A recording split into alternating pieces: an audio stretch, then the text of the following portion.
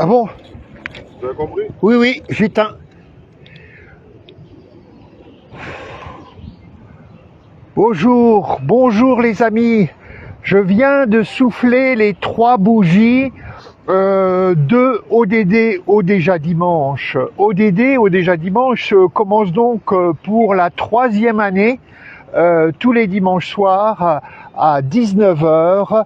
Et après avoir fêté la fin des 2 ans à Madrid devant le ministère de l'agenda 2030, je vous me permets donc de fêter l'arrivée de la 3e année ODD au déjà dimanche avec un très beau parapluie, évidemment pour me protéger de l'orage si l'orage arrive, et aussi dans un environnement champêtre pour fêter la journée mondiale de l'environnement.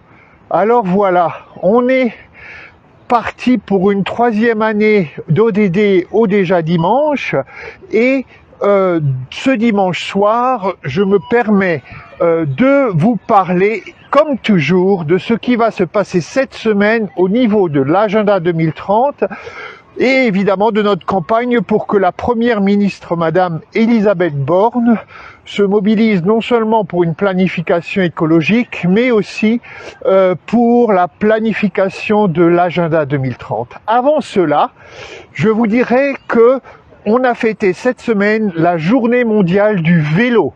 La journée mondiale du vélo, c'est évidemment un grand moment pour l'agenda 2030, puisque on doit dans ce moment-là promouvoir le vélo, et on sait que le vélo est au cœur des réponses pour cet agenda en termes de mobilité, en termes de santé, en termes de coûts et d'énergie. Donc il y a énormément à faire pour continuer à faire du vélo le cœur des réponses et de la mise en œuvre de l'agenda 2030. Et puis aujourd'hui, donc, c'est la journée mondiale de l'environnement avec, si vous voulez bien, un grand moment de verdure autour de moi. Je suis au parc de la Villette, qui est quand même un des endroits verts et espacés de notre région parisienne. Donc, je ne sais pas ce que vous avez fait aujourd'hui durant cette journée de l'environnement, hein, mais évidemment, il y a eu hier et avant-hier encore pendant quelques jours des débats pour marquer les 50 ans de la rencontre du sommet de Stockholm, le premier grand sommet de l'ONU pour l'environnement, et il y a Madame Elisabeth Borne qui s'y est engagée à continuer une action donc ou à la développer, on l'espère, du gouvernement français. Et que se passe-t-il? Peut-être que vous avez aussi vu que cette semaine, donc la fameuse initiative J'emprunte, je m'engage a fait un petit, après avoir été superbement suivi à Paris sur les quais de Seine, c'est à Montpellier qu'il y a eu cette semaine une superbe fresque J'emprunte, je m'engage, qui a été fait en lien avec l'association 4D. Là encore, vous trouverez des photos sur les réseaux sociaux.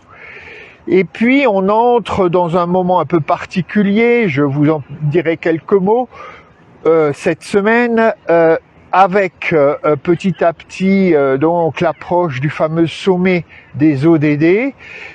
Je voudrais dire donc encore que en préparation de ce sommet des ODD, le fameux HLPF qui a lieu à New York chaque année, est paru cette semaine le Global Sustainable Report, donc d'une grande agence donc dirigée par l'économiste et intellectuel américain Jeffrey Sachs. Donc vous retrouverez le lien vers ce rapport en anglais sur la page ODD au déjà dimanche. Et puis est aussi paru cette semaine, c'est assez intéressant, un genre de guide pour les professionnels du tourisme et tous ceux qui s'intéressent au tourisme durable, par ATD, qui est, je crois, l'agence du tourisme durable en France.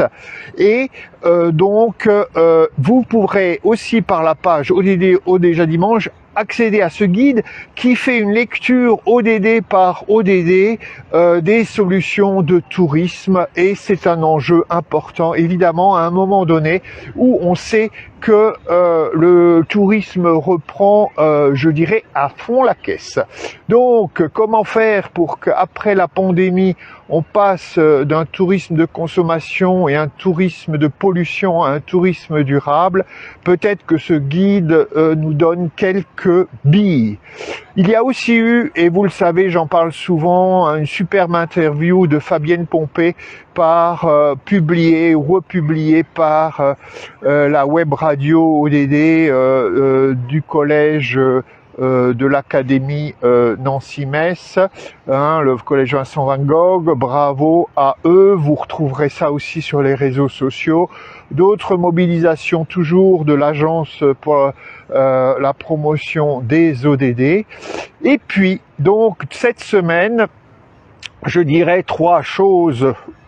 deux peut-être, enfin bref, pour cette semaine, je vais vous raconter une petite histoire. Vous voyez ici, Stop Poverty,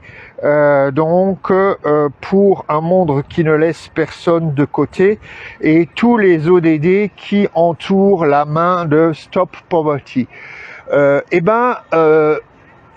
Dans ce qui crée une dynamique où une société accepte de penser que l'on peut mettre fin à la pauvreté, il y a des mouvements sociaux.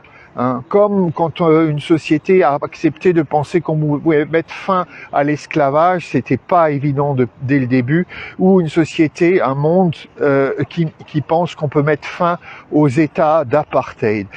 C'est la même chose, il faut un retournement dans les consciences collectives, que la pauvreté qui nous a accompagnés, ou les grandes inégalités qui nous ont accompagnés depuis des siècles, sont des produits humains, des fabrications de l'homme, et que on peut faire les choses autrement.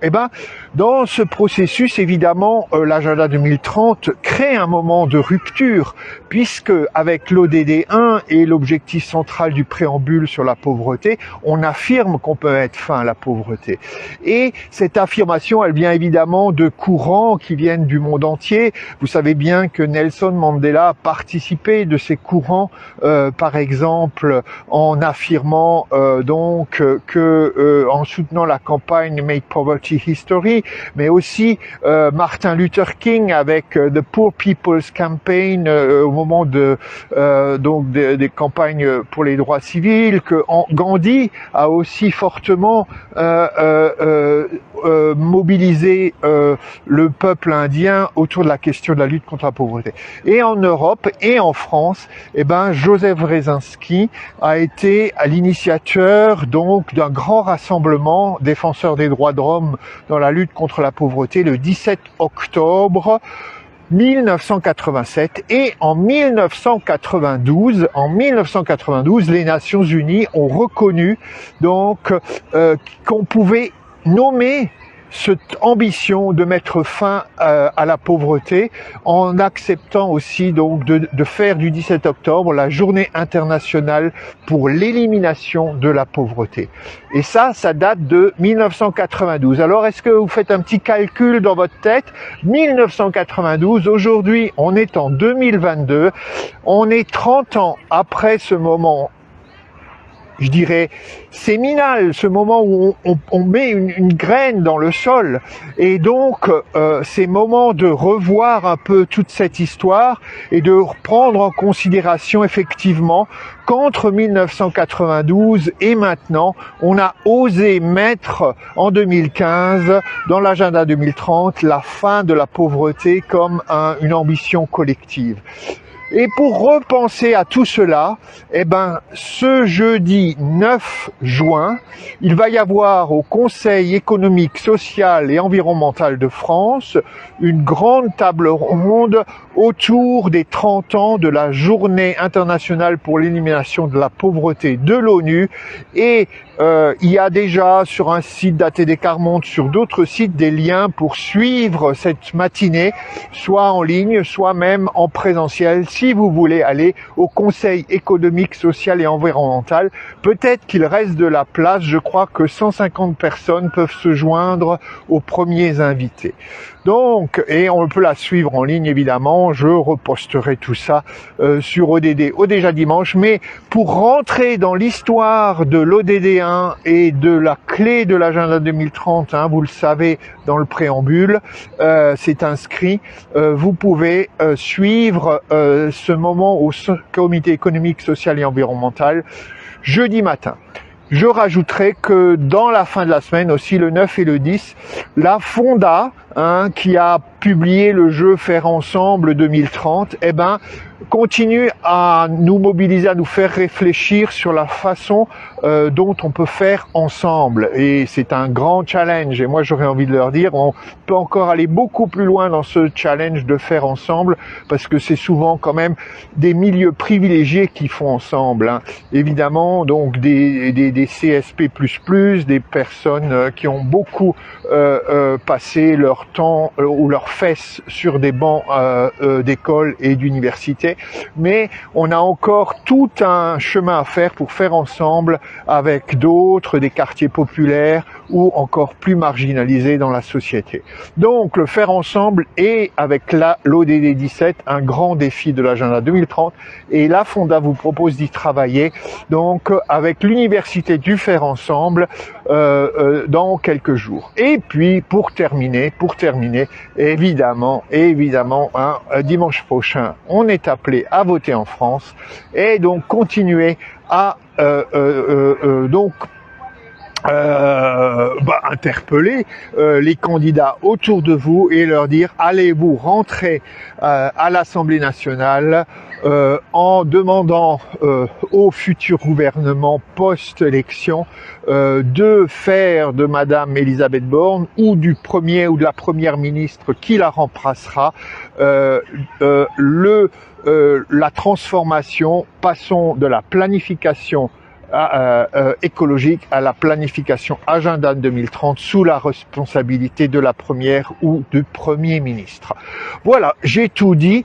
Ce que je vous n'ai pas dit, c'est que le début de ma conversation était un peu difficile. J'avais préparé mon gâteau et j'étais entouré par la sécurité du parc de la Villette qui me disait monsieur, ceci est interdit, et qui m'ont regardé pendant 5-10 minutes où j'étais un peu stressé. Donc je commence ma 3e année d'ODD déjà dimanche avec un grand stress. J'ai failli passer en garde à vue parce que je voulais, avec 3 bougies, fêter l'entrée dans la 3e année de ODD dimanche. Je serai prévenu, pas de bougies, pas d'anniversaire au parc de la Villette.